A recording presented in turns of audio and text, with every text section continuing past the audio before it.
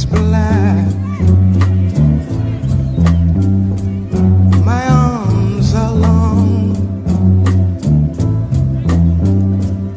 My hair is woolly. And my back is strong. Strong enough to take all the pain. It's been inflicted again and again. What do they call me? My name is Aunt Sarah. My name is Aunt Sarah. My skin is yellow.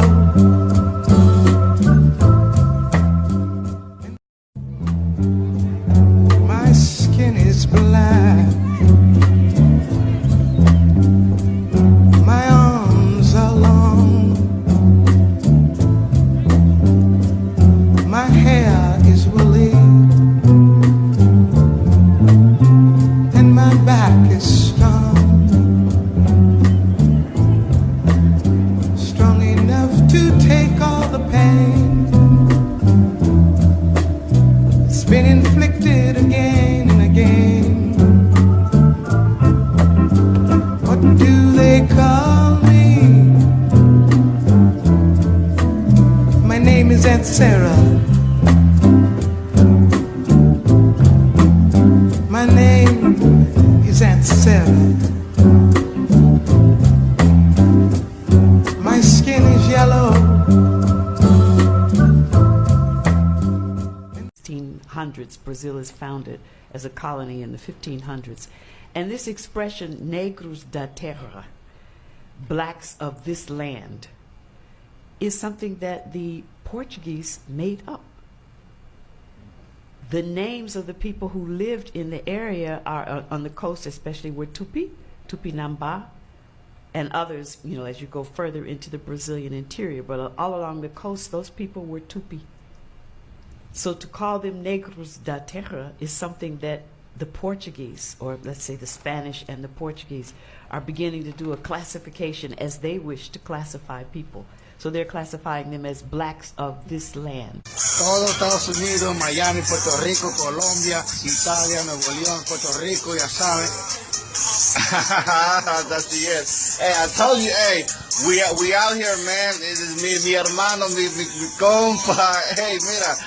I remember when I first discovered what black was, and then people kept calling people black. I remember like black, oh he's black, oh she's black. I'm like, black? They're not black, they're brown. They're dark brown, that don't make no sense. Melanin is a molecule. And Dr. Sebi used to always tell me, you're always talking about melanin, but what you have to really look at is carbon. Carbon is the atom. It's like cosmic glue. You have other atoms or elements, but you basically have four major on the earth: oxygen, nitrogen, hydrogen, and carbon. You can put no more than four together: nitrogen, hydrogen, oxygen. You can put part hydrogen, 2 parts oxygen together, you have water. You can put 2 parts hydrogen, 2 parts oxygen together, and you have hydrogen peroxide. You can do the same thing with nitrogen, but you can't put no more than 4 atoms together to create anything. Once you introduce carbon, the black, once you introduce carbon, you create the millions and billions of molecules that exist. Carbon is the cosmic glue. It is the evidence of everything and all that exists. Because when you go outside, you look up into the heavens, what do you see? You see blackness. That's cosmic melanin. But the way in which it represents itself on the planet comes from the greenness in plants, and basically the melanin that is in human beings and animals too. And so melanin is a molecule that becomes very important as it relates to life. That is why you have the carbon-14, nitrogen-14 dating. Because you can tell how old something is by the life of the carbon that's within that particular thing that you're looking at, the organism that you're looking at. So that carbon is the actual stuff of the cosmic universe. And if there is life outside, it's going to be black. So don't be bringing no Europeans down here as extraterrestrials, because they don't exist. When the spacemen come from outer space, they're going to be black or brown or melanated, because that's the stuff of the universe. Stars are known as nanodiamonds. Stars started off as dark matter being pushed in by dark energy, and is being pushed in, being pressured in. And when there is no more space inside of that teeny weeny nugget of blackness, it implodes. That becomes a star. Stars are crystallized blackness. When you're looking up in the heaven, blackness isn't in the stars. Stars came out of blackness. That's why people say erroneously that there's nothing faster than the speed of light. That's not true. Faster than the speed of light is the speed of darkness, because everywhere that speed travels, darkness is there before before light got there. Make sense? Because it's right here. It's right in front of us to see. When you look up there and you see the stars, those stars are crystallized blackness. Just like when you come down to Earth, diamonds are crystallized blackness. The fossil fuels and things that are in the Earth put under a lot of pressure, they crystallize into what we call diamonds. That's what humans are. That's why we are diamonds in the rough. Thank you. Dr. Frances Welsing, give us the benefit of your theory, please.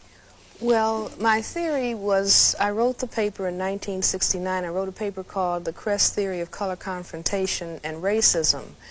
And the sole reason behind writing that paper was an attempt to understand the behavior of white people in relationship to all people of color, every place in the world, black, brown, red, and yellow people.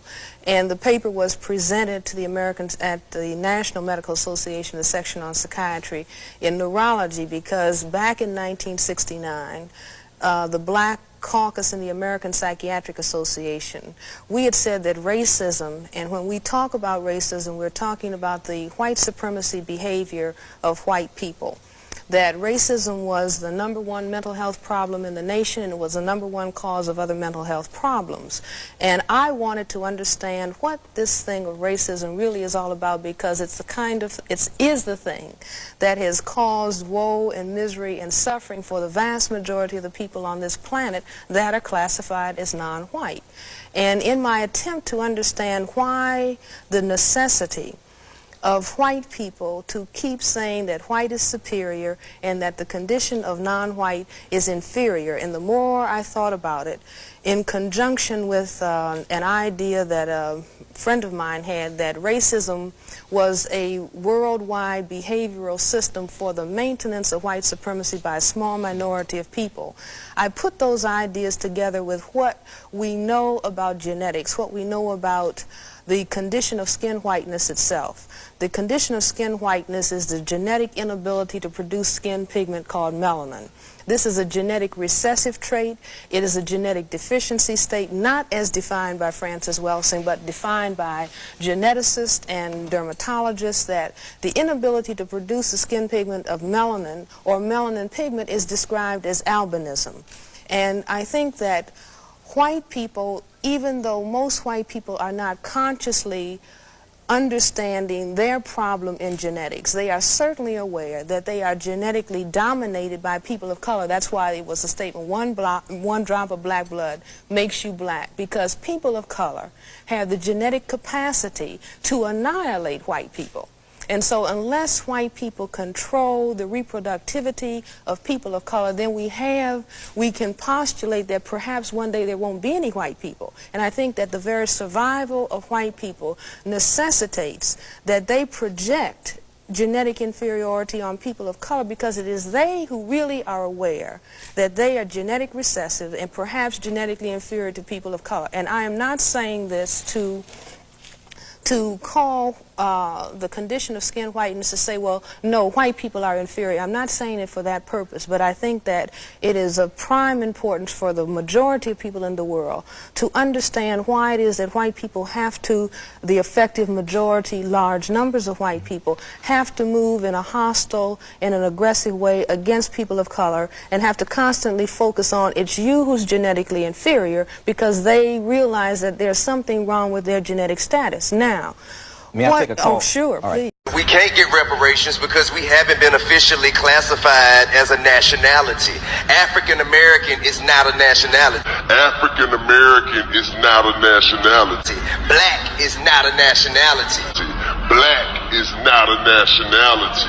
So you can't give reparations to people who don't have an official nationality, a flag, a constitution, and you have a seat at the UN. You don't know. Don't tell me Negro, that's nothing. What were you before the white man named you a Negro? And where were you? And what did you have? What was yours? What language did you speak then? No, what was your name? And why don't you now know what your name was then? What tongue did you speak? How did the man take your tongue? Where is your history? How did the man wipe out your history? What did the man do to make you as dumb as you are right now? You don't know. Unless you are, and you know for a fact that you are, the descendant of somebody that was brought here from Africa as a slave, stop claiming that, because most of you are not descendants of people that were brought here from Africa as slaves. During the whole entire slave trade, less than 3% of all the slaves traded, less than 3% of them were brought here from Africa. Now, if in fact your ancestors are amongst those people, then claim it and claim it with pride, because they survived. But stop claiming things that you have no evidence of just because somebody told you in school that that is your story, because they said it's not your story. My skin is black. My arms are long. My hair is woolly. And my back is strong. Strong enough to take all the pain. It's been inflicted again and again. What do they call me? My name is Aunt Sarah. My name is Aunt Sarah. Do you consider yourself as an American? Yeah, I am American. You are American? Yeah, I consider myself a colored person. A colored person? Yeah, a colored person, a colored human being. Did they call everyone colored? They called us colored people. Okay. When did they switch over from colored people to black people? Well, they just, to tell you the truth, they just started calling people black, I guess, because there was a lot of African people in the United States back in those days. There was Africans, and then there was Americans? Yeah. And they spoke a different language? Oh, yeah, because you couldn't understand the language. Oh, really? I didn't know that. No. So on a plantation, you'd have Americans, and then you'd have Africans.